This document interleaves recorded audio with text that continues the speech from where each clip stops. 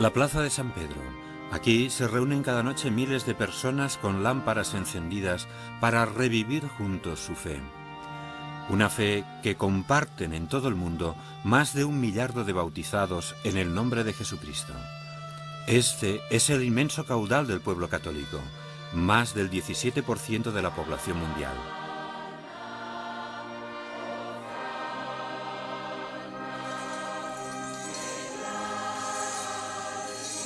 Pero los cristianos incluyen también a los fieles de las iglesias separadas, protestantes, anglicanos, ortodoxos. Contando solo las más numerosas, son casi 2 millardos, es decir, el 33% de la población mundial.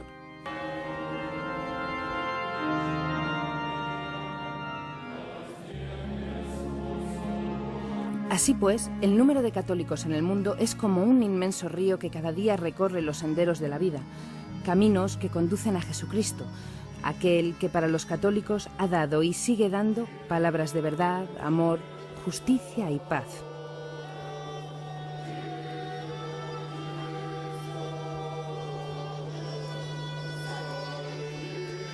Y todo comienza en Nazaret, donde hace 2000 años una muchacha hebrea respondió a la llamada y aceptó concebir y dar a luz a Jesús, el Salvador, el Hijo de Dios vivo.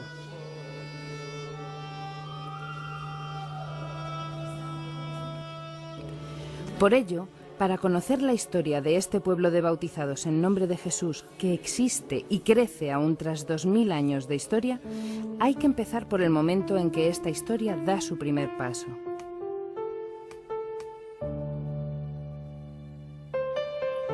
Es una historia que se integra en otra más amplia, la del pueblo de Israel a través de la alianza que hizo Dios con el pueblo elegido, con los hijos de Abraham, de Isaac y de Jacob. El primer paso tiene lugar hace 2000 años en Nazaret, un pequeño pueblo de Galilea en el corazón de la cultura hebrea. El relato de lo que sucedió en aquellos días está escrito en los Evangelios.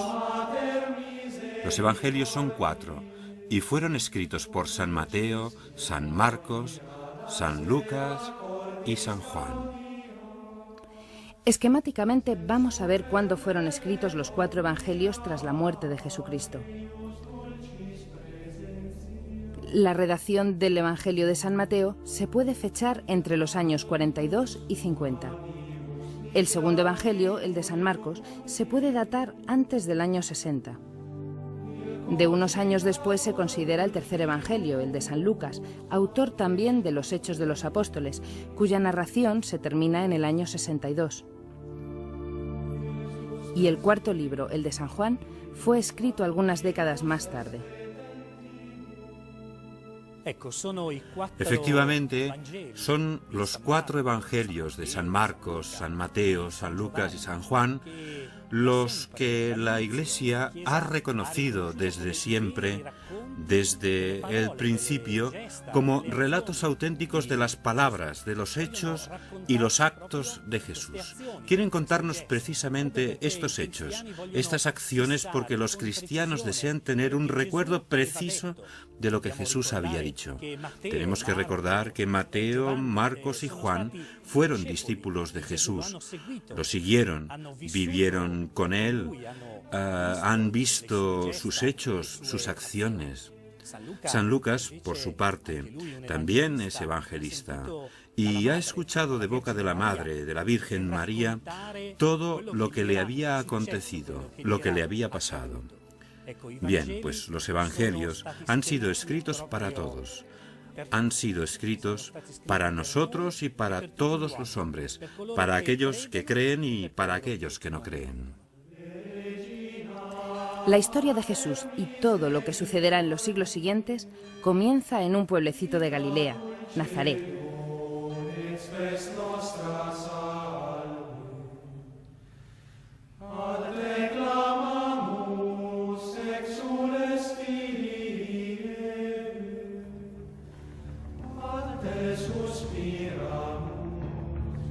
El pueblo hebreo llevaba siglos esperando al Mesías, el cual debería librarlo de la esclavitud y salvarlo. Para los cristianos, Dios responde a esta esperanza mandando a su Hijo Jesús.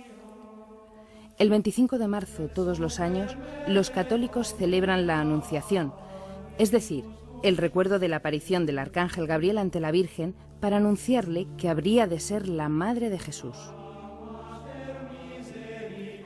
La tradición indica que la casa de María fue transportada por los ángeles a Loreto, desde hace siglos lugar de devoción y peregrinación para millones de fieles. Entre los muros de este santuario volvemos a escuchar las palabras que San Lucas recoge en su Evangelio. Dios envió al ángel Gabriel donde una joven virgen que vivía en una ciudad de Galilea llamada Nazaret y que era prometida de José, de la familia de David. No temas, María, porque has encontrado el favor de Dios, dijo el ángel. Vas a quedar embarazada y darás a luz a un hijo al que pondrás el nombre de Jesús. Será grande, lo llamarán Hijo del Altísimo y su reino no tendrá fin. Y ella respondió: que se haga en mí lo que tú has dicho. Jesús nació en Judea, en tiempos del rey Herodes. Judea estaba bajo el poder de Roma. Por ello, cuando el emperador Augusto ordenó que se hiciera un censo de todo el territorio del imperio, José y María se pusieron en viaje hacia Belén. Y en Belén no encontraron quien les hospedara en aquella fría noche de hace 2000 años. Y aquí, en Belén, nació Jesús, en un pesebre. Y quienes estaban allí para adorarlo eran los pobres, los pastores y los mendigos. Los evangelios entran en detalles sobre la vida de Jesús a partir de la época en que Jesús, habiendo dejado Nazaret, se acerca a la orilla del río Jordán y se presenta ante Juan el Bautista. Juan acepta bautizarlo e inmediatamente desciende una paloma del cielo y se escucha una voz que proclama: Este es mi Hijo predilecto. En él he puesto mi amor.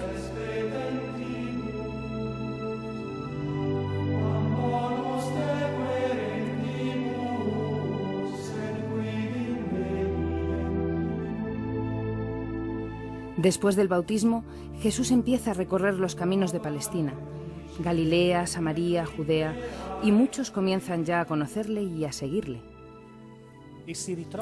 Y un sábado lo encontramos en la sinagoga de Nazaret, el pueblo donde había crecido y le habían conocido. Le entregan, como era costumbre, el rollo de las Escrituras, donde están escritas las palabras de los profetas. Y Jesús lee en voz alta: El Espíritu de Dios está sobre mí. Me ha ungido y me ha enviado para anunciar a los pobres una alegre noticia, para proclamar la liberación a los prisioneros y dar a los ciegos la vista, para liberar a los oprimidos y predicar el año de gracia del Señor. Solemnemente cierra el libro, lo entrega al sirviente y dice: Hoy se cumple la escritura que habéis escuchado con vuestros propios oídos. Jesús proclama su identidad. Jesús se confiesa Hijo del Padre y entra en la historia de la humanidad para devolver la humanidad al Padre. Todavía hoy son millones los fieles por todo el mundo que continúan la misión que comenzó Jesús, y escuchando su palabra se llenan de fe, esperanza y caridad. Y en la medida de sus posibilidades muestran en su propia vida las enseñanzas del Evangelio. Dichosos los pobres, porque vuestro es el reino de Dios. Dichosos los que padecen hambre, porque serán saciados. Dichosos los que lloran, porque serán consolados. Dichosos los perseguidos por culpa del Hijo del Hombre.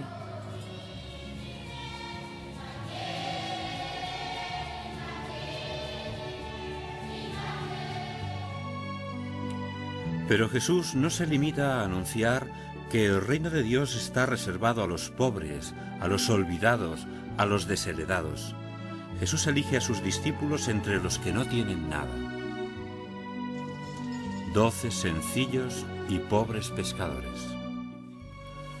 Y mientras los gobernantes del imperio se rodean de notables y ocupan lugares reservados a los poderosos, Jesús construye los cimientos de su reino junto a 12 sencillos pescadores. Y aún en la actualidad pide a cada creyente que le siga y tenga fe en él con la misma sencillez de espíritu que caracterizaba a los primeros discípulos. Los apóstoles fueron 12, y entre ellos está Pedro, el pescador al que Jesús se encuentra en la orilla del lago Tiberíades junto a su hermano. Y a los dos les dice: «Os haré pescadores de hombres», y ellos lo siguen sin dudar. Desde el primer momento, Pedro y los otros discípulos intuyen que en Jesús hay algo excepcional. Cuando Jesús les pregunta: «¿Y vosotros quién decís que soy yo?», Simón Pedro contesta: «Tú eres el Mesías, el Hijo de Dios vivo». Entonces Jesús le dice: «Y yo te digo, tú eres Pedro, y sobre esta piedra edificaré mi iglesia». Son estas palabras las que han hecho que todavía hoy todos los católicos vean a Pedro como el vicario de Cristo en la tierra.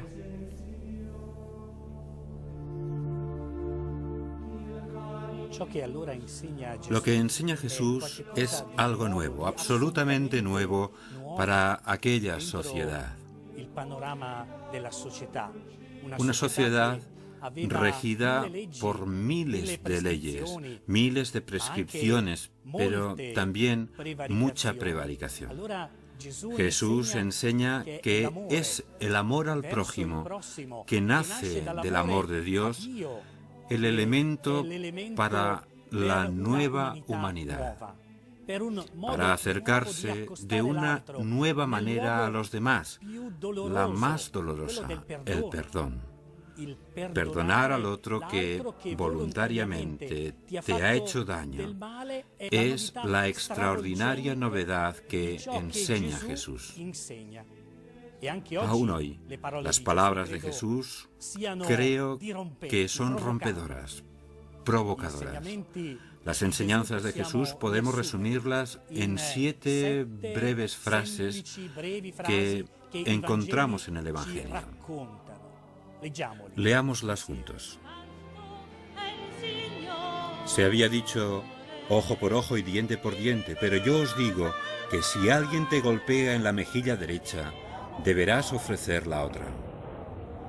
Yo os digo, amad a vuestros enemigos, rezad por aquellos que os persiguen. Si amáis solo a aquellos que os aman, ¿qué mérito tenéis? No juzguéis y no seréis juzgados. ¿Por qué ves la paja en el ojo de tu hermano y no ves la viga en el tuyo? ¿Cuántas veces debo perdonar, Señor? ¿Hasta 7 veces? Yo os digo, no solo 7, sino 70 veces 7. Ama al prójimo como a ti mismo. Ve, vende todo lo que tienes y entrégalo a los pobres. Luego, ven y sígueme. El amor que Jesús anuncia es un amor que procede del profundo amor por el Padre. Y es este, y ningún otro, el que puede suscitar la humanidad, el que puede hacer que nazca una humanidad nueva.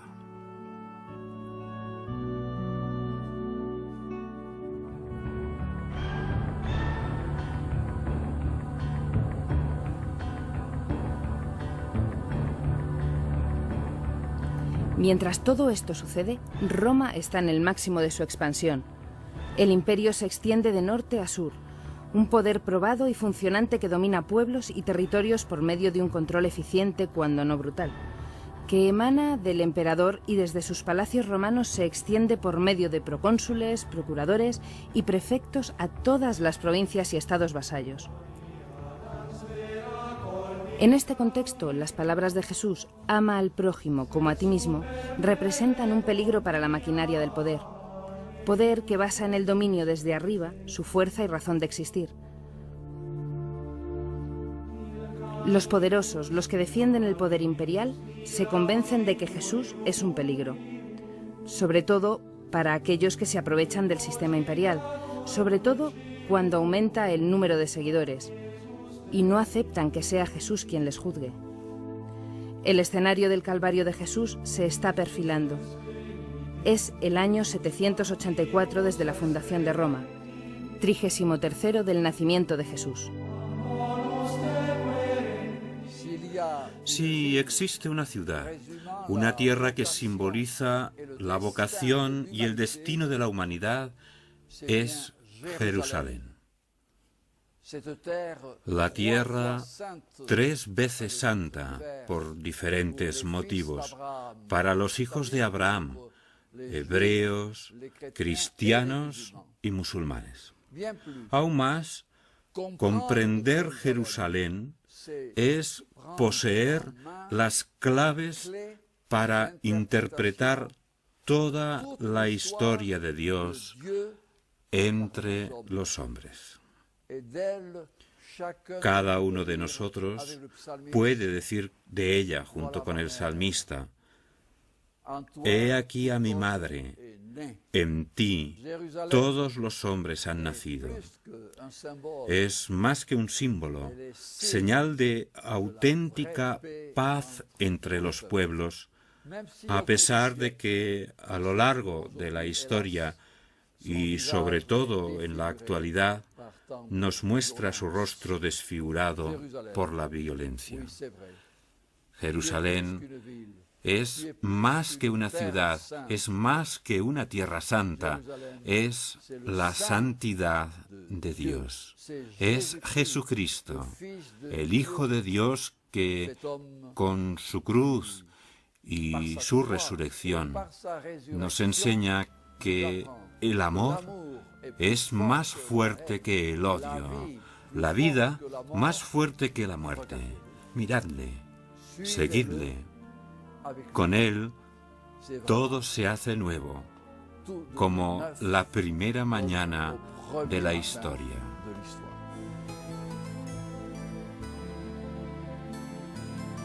En este año 33, Jesús vuelve a Jerusalén, aclamado por la multitud que lo acoge como a un rey, agitando ramas de palma y olivo. Ahora, como entonces, son muchos los cristianos que desean estar juntos y escuchar las palabras de Jesús, de este hombre que encarna a Dios y que quiere una historia hecha de paz, de comunión, de esperanza y amor. Jesús, sentado entre los discípulos, dice: He deseado ardientemente celebrar esta Pascua con vosotros antes de mi pasión. Poco después se produce la situación más significativa e importante para la historia de la Iglesia y los millones de fieles que hasta el día de hoy siguen considerándose hijos de Dios. Es el momento en que se instituye la Eucaristía, el momento en que Jesús instituye la forma a través de la cual, después de haber subido a los cielos, sigue presente en la vida de cada hombre. Todos los días, en las celebraciones de la Santa Misa, el sacerdote recrea los gestos de Jesús y junto a él revive el misterio de su cuerpo entregado y su sangre vertida por todos. Las manos del sacerdote reactualizan los gestos que hicieron las manos de Jesús. Y cada día, el pan y el vino se convierten en cuerpo y sangre de Cristo. Tomad y comed, este es mi cuerpo. Haced esto en memoria mía, dice Jesús. Y después, bebed todos de él, porque esta es la nueva alianza con mi sangre derramada por vosotros. Haced esto en conmemoración. Las 12 comuniones distribuidas aquella noche, hoy se han convertido en centenares de miles en todo el mundo. Y el pan troceado aquella noche, y nuevamente troceado en cada Eucaristía, es para más de 1 millón de hombres la esperanza de que la otra mitad del planeta descubra la paz.